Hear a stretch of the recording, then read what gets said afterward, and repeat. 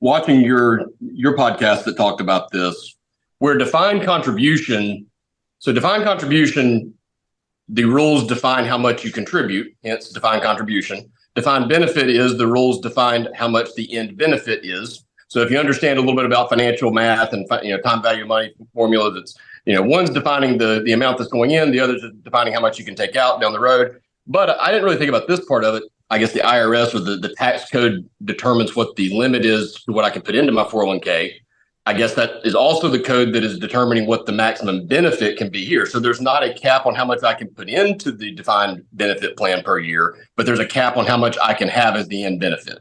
That's right. Yeah. So that cap changes every year, to your point, Garrett. So it'll go up slowly with inflation and what they decide. But right now it's $3.5-4 million pot at the end.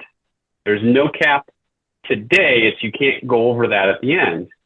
And one of the things that is so nice about these plans is, yes, you're creating a pension, but you are in charge of it all. And so there's time frame. You might have 5 to 7 years to get to $3.5 million at the end.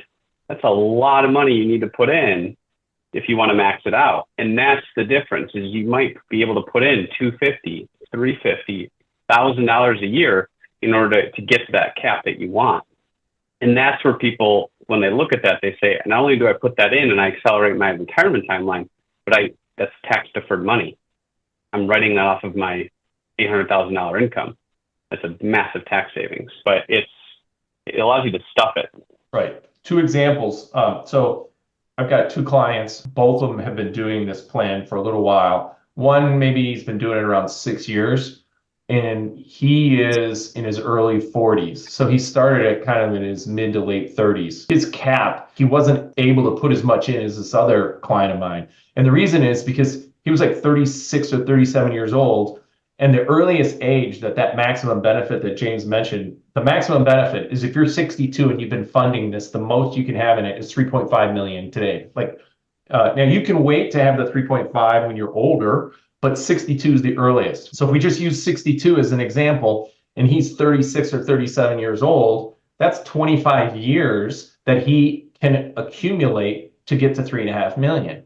So just certain calculations say you can only put in so much money at a certain rate of return that will get you to 3.5 million.